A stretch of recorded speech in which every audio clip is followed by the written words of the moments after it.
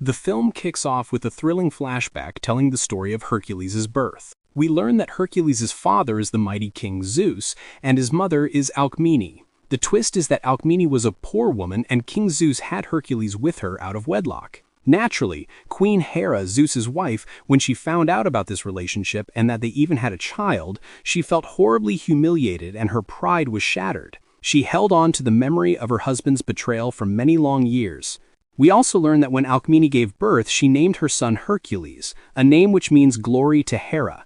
This was an attempt by Alcmene and her son to get closer to the royals and win their favor, especially the favor of the furious Queen Hera. But unfortunately, Hercules couldn't win the favor of the royals, or even Hera. As Hercules grew up, his body became massive and incredibly strong, strength he obviously inherited from his father, Zeus. When Hercules came of age and possessed this power, the royals and Hera tasked him with 12 impossible labors, and he had to complete all 12 labors alone. If Hercules could successfully complete all 12 labors and remain alive, only then would Hera let him live in peace and stop plotting to kill him. Among these 12 terrifying labors was Hercules' battle with a monstrous creature with 5 heads, a creature called the Hydra. With all his might, Hercules managed to cut off all 5 of the Hydra's heads and defeat it. His second labor was to defeat a giant boar living in the ice. Hercules managed to lure the boar, trap it against a tree, and finish it off with his club. We learn that the biggest and most dangerous labor Hercules performed was the defeat of the colossal Nemean Lion. He managed to grab the lion's jaws and break them, then skinned its head and wore the pelt. Hercules has worn it ever since, and his reputation spread through all the cities of Greece as a legend of strength, a man nobody could defeat. But unfortunately, the Nemean Lion was only the 11th labor for Hercules.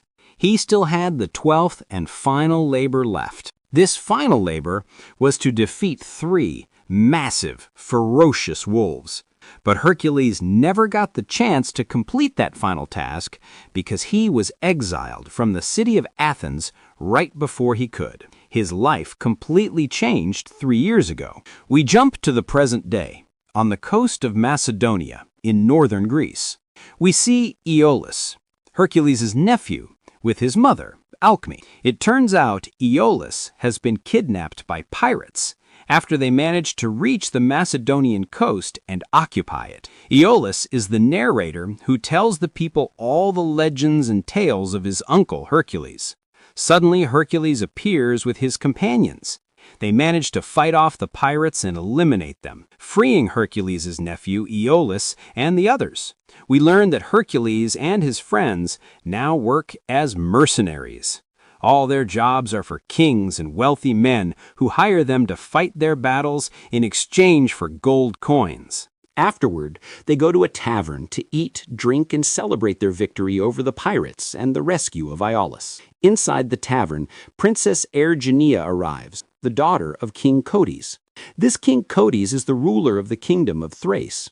Erygenia has traveled a long way to meet Hercules because her father, King Cotys, sent her to strike a deal with him. He wants Hercules to come and save them from evil men who are waging war on their kingdom.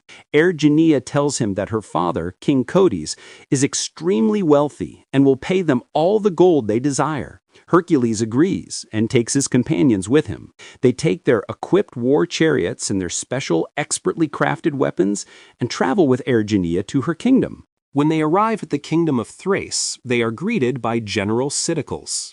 This General Cyticles is the commander of the army. Cyticles asks them to wait a moment while he enters the palace to ask the king for permission for them to enter. Cyticles returns shortly and tells them the king is waiting for them inside the palace. But before Hercules and his friends enter the palace to meet the king, Hercules takes us back in another flashback 3 years prior. We go to the city of Athens, the city where Hercules used to live with his wife and his 3 children, whom he loved very much. Hercules' life back then was very happy, and he hadn't yet become a mercenary. He was only trying at the time to win the favor of the royals by completing the 12 labors they assigned him, so he could live in peace with his family if he finished them. We see Hercules 3 years ago after he killed the Hydra creature and cut off its 5 heads. He is returning to King Eurystheus, the ruler of Athens, carrying the heads to give to him as a gift. We learn that King Eurystheus during that period relied heavily on Hercules and his companions. We return to the present day, as Hercules and his friends enter to see King Cotys. The king welcomes them, and Hercules introduces the king to his companions. They are Autolycus, Hercules' childhood friend. They practically grew up together in Athens. Second is Tydeus the Savage, who they found as a child in the middle of a battle. So they took him in, raised him, and he became their companion. But Tydeus is a wild and crazed man who used to eat humans. He also introduces them to Atalanta, the beautiful warrior, the seer, Amphiaraus, and the last one is Iolaus, Hercules' nephew. Afterward, the king invites them to dinner, and General Cteocles begins to tell them about the war they are facing against Rhesus. This Rhesus has managed to conquer many cities belonging to their kingdom with his army. Rhesus destroyed the homes of innocent people and killed them. There is no army left to fight him because Rhesus wiped out all of King Cotys' soldiers, leaving them with only farmers and laborers. Cteocles also tells them that Rhesus is actually a sorcerer who uses his magic to bewitch their soldiers and turn them into soldiers who fight on his side. Not only that, but Rhesus has an army of centaurs. A centaur being a creature whose top half is human and bottom half is a horse. After Hercules understands their military situation and gets all the details, he negotiates his payment with the king. He strikes a deal that the payment will be Hercules' weight in pure gold times 2. He and his friends decide to train the farmers and laborers to turn them into soldiers capable of fighting Rhesus and his army. The next day, Hercules gives a very motivating speech to the farmers and laborers after they've been dressed in armor and given weapons. Hercules begins to teach them how to use the shields, how to take cover behind them, and how to stand their ground firmly, as this is the most important thing in battle. Because in the battle, the shields will be what the king stands among for protection. Later, Hercules meets with King Cotys and Autolycus, along with a man named Phineus. Phineus is the scout who spies on Rhesus' army movements and reports back to the king. Phineus informs them that Rhesus is moving towards the city of Bessie with an army of 40,000 fighters. Phineus warns them that Rhesus' army will reach Bessie in just 6 days. The king tells them that if the city of Bessie falls, they will be next, because Bessie is very close to them. Hercules tells the king that the soldiers still need a lot of time to be trained properly, because the battle will be extremely difficult. King Cotys hesitates on his decision, but Phineus pressures the king, telling him that Rhesus is extremely dangerous and is getting very close. Phineus suggests to the king that they intercept Rhesus before he reaches their kingdom. The king decides that they will go to the city of Bessie and wait for Rhesus and his army there, since he is still 6 days away. The king gives the order to mobilize and prepare the army for the next morning. That night, Hercules walks through the kingdom and finds a hospital, which he enters. Hercules is surprised to see Eugenia herself helping to nurse and treat the wounded, even though she is a princess and the king's daughter. Her son Arius is with her. He tells Hercules how much he admires him and wants to be a hero just like him when he grows up. Hercules, in that moment, grows fond of Arius as well. The next morning, the army is assembled and ready to head to the city of Bessie. King Cotys' plan is to go to Bessie and hide there, waiting for Rhesus' army to enter Bessie in a few days, based, of course, on the scout Phineus' report. At that moment, they will ambush them and defeat them. The army, indeed, moves on Bessie, accompanied by Hercules and his friends with their equipped chariots and powerful weapons. They arrive at Bessie and find the entire city destroyed and filled with dead people. They are shocked to find that among the corpses, people are alive and begin to attack them. These people are supposed to be the citizens of Bessie, but Rhesus has bewitched them with his magic, forcing them to fight on his side. The soldiers form a shield wall around the king, and a fierce battle breaks out between the bewitched soldiers and the forces of Hercules, his friends, and the king. The bewitched soldiers manage to breach the soldiers' shields and reach the king, where Iolaus is standing right next to him. When Hercules sees this, he senses the danger to the king and Iolaus. They bring their chariots, and Hercules and his friends jump on, beginning to cut down the bewitched soldiers from above. They keep circling the bewitched soldiers with the chariots, slashing at them until they manage to win the battle. However, after this battle, King Cotys is deeply saddened despite their victory, because, unfortunately, half of his army died. Furthermore, Rhesus and his army weren't even there. They found themselves fighting the very soldiers of Bessie they had come to help. Hercules reminds King Cotys that he had warned him his soldiers weren't trained and needed more time. Hercules offers to take a few days with his friends to retrain these soldiers to build them into a strong army, ready for combat. The king agrees to Hercules' offer. Later, Erygania goes to Hercules' tent to treat him, as he was injured in the battle. They start talking, and Hercules learns from her that her husband, the father of her son, died in the war. When Erygania asks him if he had a family and children, Hercules cuts the conversation short and refuses to answer her. He doesn't want to talk about his past because it's too painful. He pretends he's going to sleep to make her leave. Erygania indeed leaves him and goes. That night, while he is sleeping, Hercules has a nightmare about 3 years ago, when he was accused of killing his wife and children. At the time of the incident, Hercules had woken up to find his hands covered in blood and his family murdered in front of him. Hercules couldn't remember anything and didn't know if he had actually killed them or not. We also learn that King Eurystheus refused to execute Hercules, not wanting to turn him into a legendary hero in front of the people of Athens, which would make them love him more. So he settled for banishing him from Athens entirely, making him a homeless outcast as punishment for killing his family. Hercules left Athens, exiled, along with his companions who had been living with him there after he had gathered them from all over the world over many years.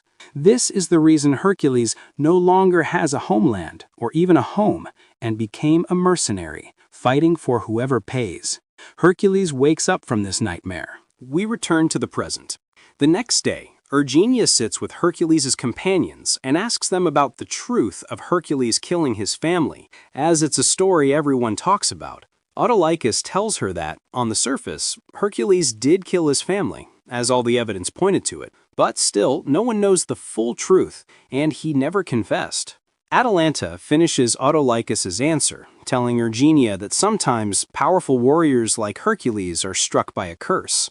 This curse, in moments of rage, can make them lose control of themselves and their power, causing them to black out.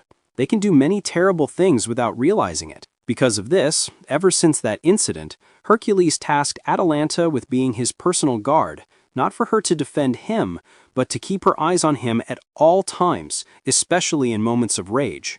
Her job is to protect him from himself and snap him out of it before he commits another crime like the one he was accused of. Starting the next day, Hercules and his friends begin intensive training for the army. They try to teach them how to use their individual and collective skills in battle. We then go to the operations tent in the army camp, where the king is with Hercules and Autolycus, his army commander. Phineus comes to them and tells them Rhesus' camp is nearby, and that he will go scout the camp from a distance. The king agrees and tells him to go. Phineus leaves to carry out the reconnaissance mission. Hercules has a plan and proposes it to the king. The king agrees to Hercules' plan, and they prepare the army to move out. The army moves out and reaches the area where the battle is supposed to take place. The sea is at their backs, and the mountains are in front of them. They see 3 horsemen from Rhesus' army approaching them. Rhesus is one of them, and the second one, unfortunately, reveals his face, and it's Phineus.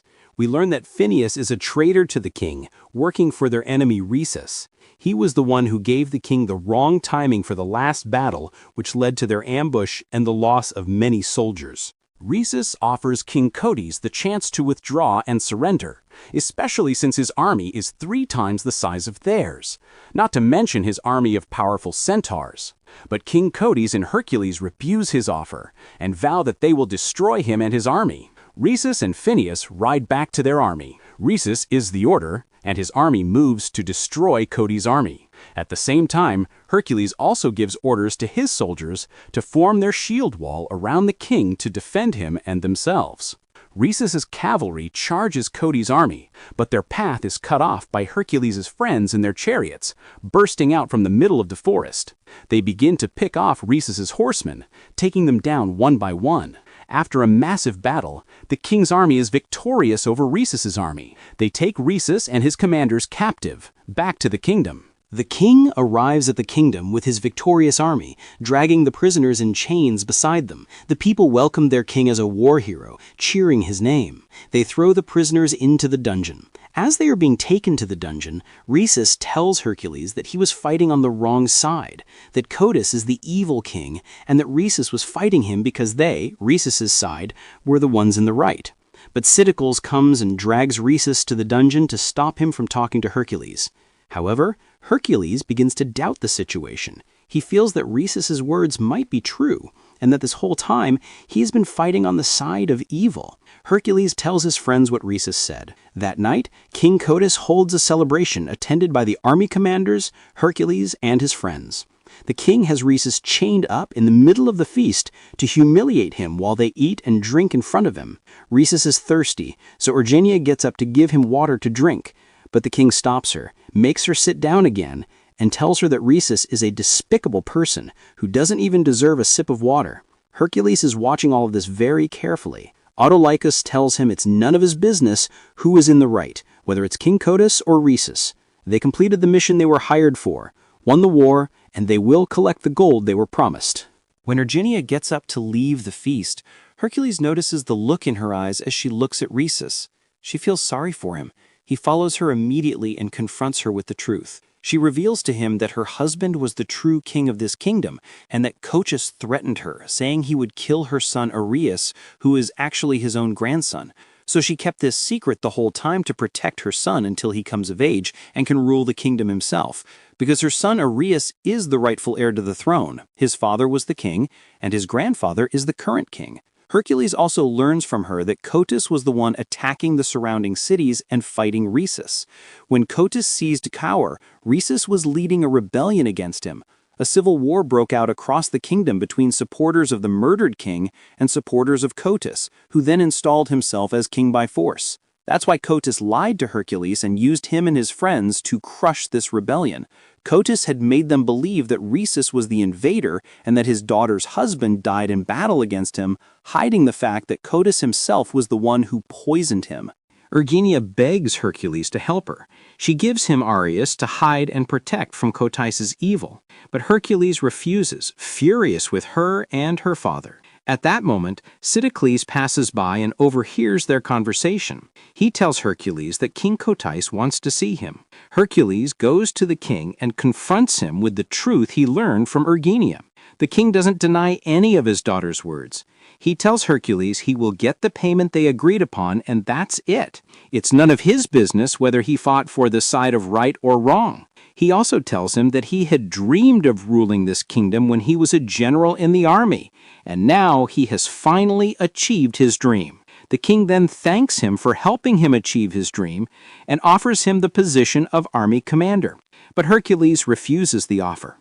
The king tells him to take the gold they agreed on and leave the kingdom, as he no longer requires his services. Hercules and his friends take the gold and walk out of the palace. But Hercules in that moment wants to go back to save Erymanthian and her son.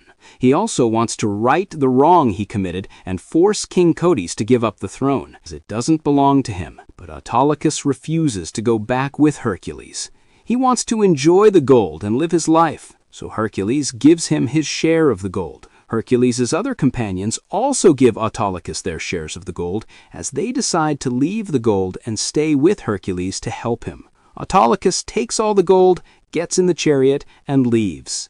Afterward, Hercules and his friends sneak back into the palace and start killing the guards. But Cytocles manages to corner Hercules and his friends in the end. His soldiers aim their arrows at Iolaus, Hercules' nephew, threatening Hercules that they will kill him if they don't surrender. Hercules and his friends are forced to drop their weapons. The king arrives, and Erymanthian and her son are also brought in by the guards. Cytocles tells the king he heard Erymanthian and Hercules plotting for her to give him the boy to hide and protect. The king becomes enraged, rips Ares away from his mother, and orders the guards to take Erygenia, Hercules, and his friends and imprison them. They chain them up with massive chains. Then they are shocked when King Eurystheus, the ruler of Athens, himself arrives, bringing with him 3 ferocious wolves. These were the wolves from Hercules' 12th labor. He was supposed to kill these 3 wolves to win the favor of Hera and the royals. But he never got to complete the 12th labor because right before it, they killed his wife and kids and framed him for their murder.